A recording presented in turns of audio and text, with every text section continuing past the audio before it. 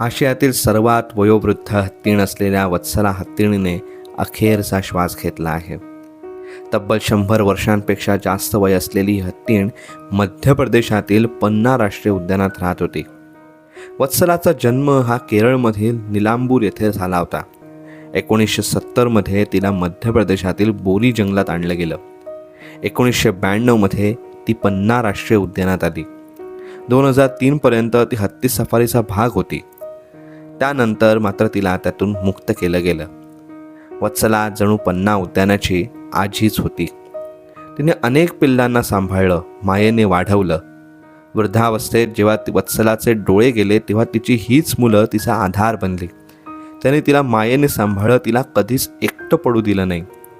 काही दिवसांपासून वत्सला आजारांशी झुंज देत होती, परंतु आता ती झुंज संपली आहे.